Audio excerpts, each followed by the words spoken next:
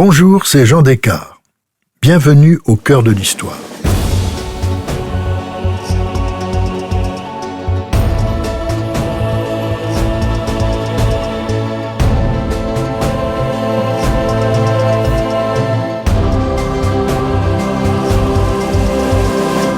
Alors que nous entrons dans le mois de la Saint-Valentin, j'ai souhaité vous proposer une série sur des histoires d'amour un peu particulières. Qu'ils soient mariés ou clandestins, les couples dont je vais vous parler ont connu la gloire, le divorce, l'exil, la prison ou encore la mort.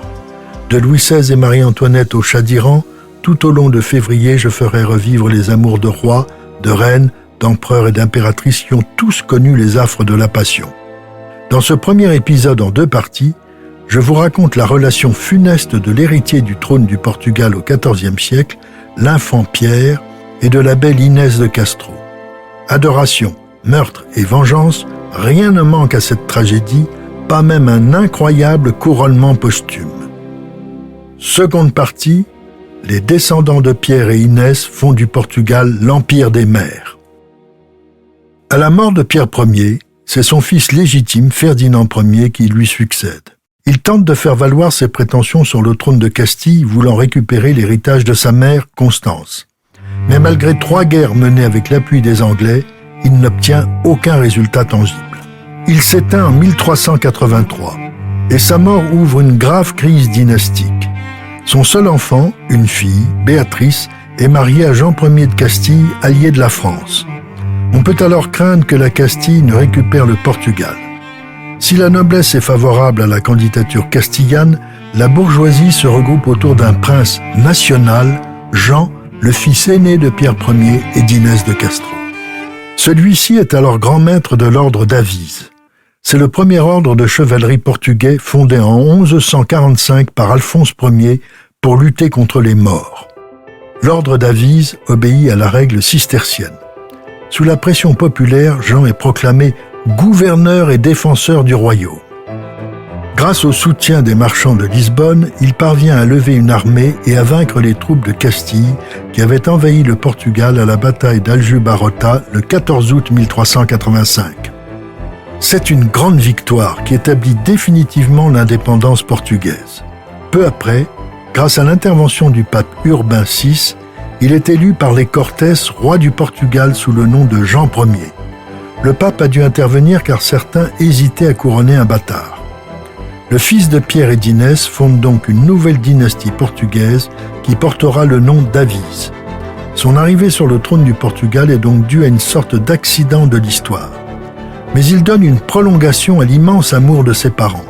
La dynastie d'Avise régnera en effet sur le Portugal de 1383 à 1580 et accompagnera les grandes conquêtes maritimes du royaume, l'élevant au rang de grande puissance. Comme les Anglais l'ont aidé à vaincre la Castille, le premier grand acte politique de Jean Ier est de signer avec eux, en 1386, le traité de Windsor qui sera renouvelé en 1899 et est encore jusqu'à nos jours la base de la politique étrangère du Portugal. À cette période, on est dans les prémices de la guerre de 100 ans. La France soutient la Castille dans son désir d'absorber le Portugal, tandis que l'Angleterre protège le Portugal indépendant. Cette alliance, au départ éminemment politique, aura aussi des retombées économiques extrêmement favorables au Portugal. À partir du XVIIIe siècle, la Grande-Bretagne, qui apprécie le vin de Porto, devient le principal importateur de ce nectar. L'année suivante, en 1387, Jean Ier renforce encore cette alliance en épousant une fille du duc de Lancastre. C'est pendant son règne que le Portugal va commencer sa grande aventure maritime et coloniale. L'expansion vers l'Afrique n'est d'abord qu'un prolongement de la reconquête et dès 1415, les Portugais, avec une flotte de 200 vaisseaux, s'emparent du port marocain de Ceuta en une seule journée. La victoire est aisée et le butin abondant, mais le pays ne tire aucun avantage financier ou militaire durable de cette conquête. C'est le fils aîné de Jean Ier qui va lui succéder sous le nom de Édouard Ier, mais c'est grâce à son 4e fils, Henri, dit Henri le Navigateur, que le Portugal va devenir une grande puissance maritime. Henri le Navigateur est passionné par la géographie et l'art de la navigation. Autour de lui, il réunit les marins et les voyageurs les plus célèbres de son temps. Il fonde à Sagres, au sud-est du Cap Saint-Vincent, un arsenal, un observatoire ainsi qu'une école cartographique et nautique. Ces bâtiments existent toujours, on peut les visiter. L'élément le plus spectaculaire est une immense rose des vents, grande construction de pierre en plein air, matérialisant, face à l'océan, toutes les possibilités de la navigation. Henri utilise les premières cartes du ciel et les connaissances mathématiques des astrologues juifs. Cela lui permet de faire progresser considérablement l'art de la navigation astronomique. Il intègre les instruments inventés par les Arabes, le sextant, l'astrolabe et le compas, importés dans la péninsule ibérique par les Maures lorsqu'ils occupaient l'Espagne. Il va encore innover en inventant un nouveau type de navire, la caravelle, plus adaptée à la navigation en haute mer grâce à sa grande voilure latine et triangulaire. Mais pourquoi Henri le Navigateur, après la prise de Ceuta, a-t-il voulu organiser des expéditions vers l'Afrique? Pour mettre fin à la domination arabe sur les deux denrées les plus chères et les plus prisées du monde, l'or et les épices. Au début du XVe siècle, le manque d'or en Europe fait grimper la valeur du métal précieux jusqu'à la multiplier par 10. Les Portugais, comme la plupart des Européens, ne savent alors pas d'où il vient. On suppose simplement que des mines sont quelque part en Afrique, puisque le métal est transporté à Tombouctou et les commerçants arabes le ramènent à leur tour dans leur pays.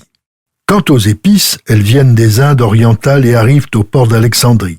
Ce sont les Vénitiens qui les achètent et disposent du monopole de la vente sur les marchés européens.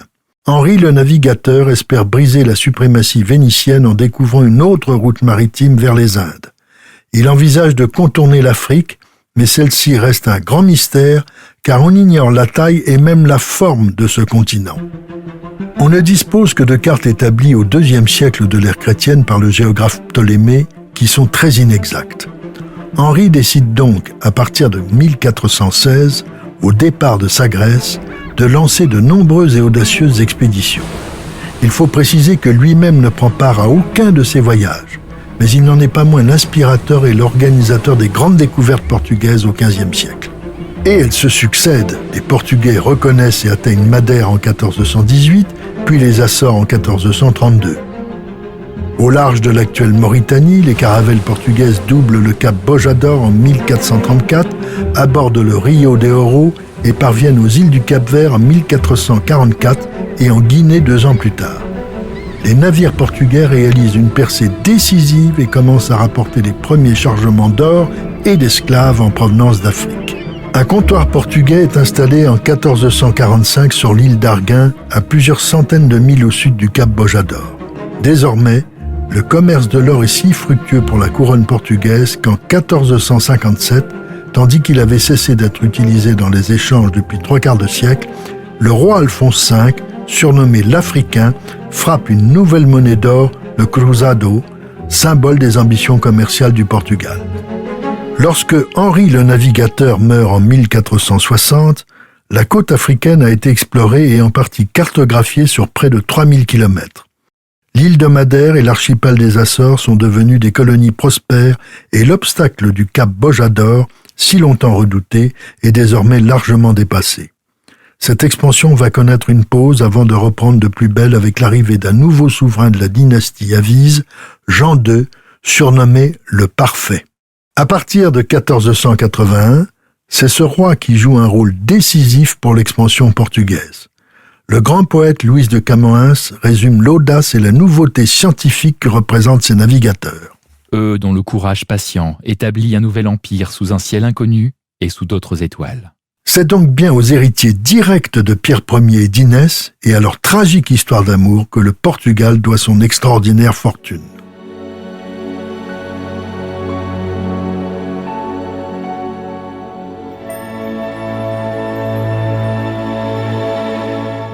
Jean II consacre son règne à la poursuite des expéditions maritimes.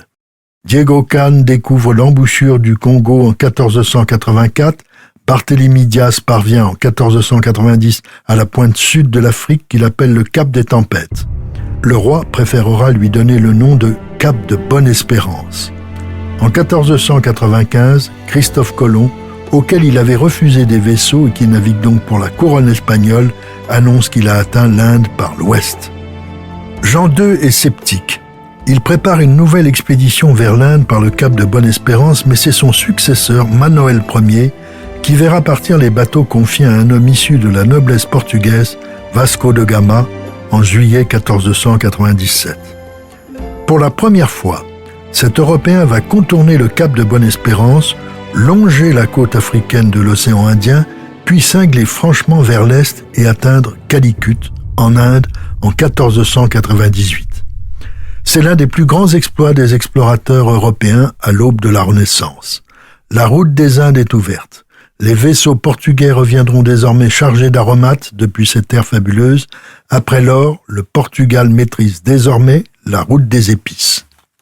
Dès cette époque, Espagnols et Portugais rivalisent pour obtenir la maîtrise absolue de la mer.